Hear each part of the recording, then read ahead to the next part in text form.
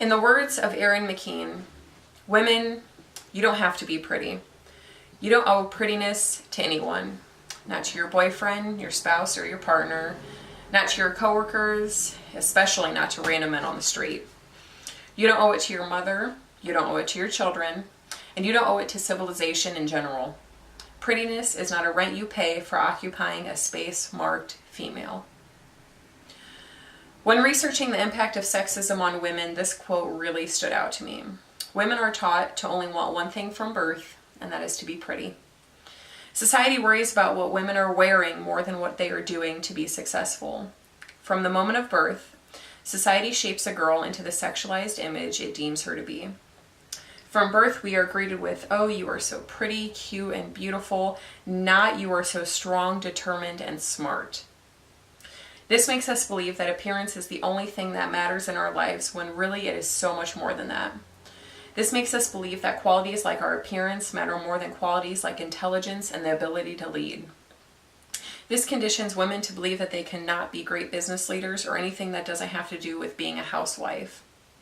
Society wants women to be perfectly shaped and formed to fit on the cover of a magazine simply so those companies make profit. Young girls grow up surrounded by these images and think that that is what they must look like in order to be happy, healthy, or beautiful. And when those ideals formed by society are not met, confidence issues occur. And unfortunately, there is not much help for women facing confidence issues. Many people understand that women are the subject of the public eye's backlash, but has anybody made a change? And it seems as though the sexualization of women has become so normalized that women would rather accept it than fight back. I believe that we have turned into a society that would rather turn their head away from the issue instead of taking it on full force. Even though as humans we are intrigued by issues like pain, do we ever do anything to initiate a change? Most of the time we see these articles plastered all over our social media about body image and women's rights issues, and we silently scroll past them. Why is that? If we are so desperate to see a change, why do we not act on it?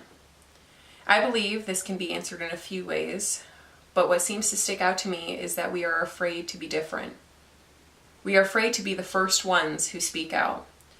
We will proclaim to our friends how unjust certain norms can be, and maybe we even get into heated debates about it. But we wouldn't do that the same in front of a stranger. We crave uniqueness, but none of us want to actually obtain that because we will be considered outcasts. But it only takes one person to change another hundreds of people's lives, and it takes one step to ignite a fire within communities to incorporate change. And I encourage you to be that one person. Sociology has taught us that our first socialization occurs in the family. This means that what we tell our children and how we act around our children is inherently important. If a boy is being mean to your daughter, and you tell her, oh, he's just doing it because he likes you, or oh, boys will just be boys, you are teaching her to accept that behavior for the rest of her life. And at the same time, you are teaching that boy that it's okay to act like that because it's been accepted for so long. This is baseline sexism that starts when girls are as young as 3 years old. And if a girl is a leader amongst others, she's called a bitch. And if a boy is a great leader and he has the ability and the support from society to conquer the world. Throughout a woman's life, these expectations do not change. What you tell your daughter, how you raise her up or unknowingly put her down, will follow her the rest of her life. Instead of constantly being fixed on her appearance or what she's wearing, lift her up by complimenting her willpower, her intelligence, and her diligence. This is what will build a strong army of young women in the future.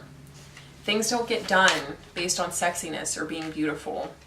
The world needs leaders, women leaders, to change the misconstrued ways of society.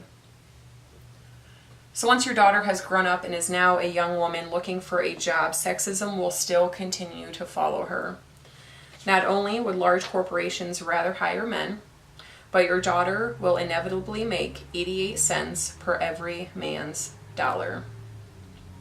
Society is uncomfortable with the idea of female leaders, and you are subconsciously uncomfortable with the idea of a female in charge simply because sexism has been normalized for generations and generations.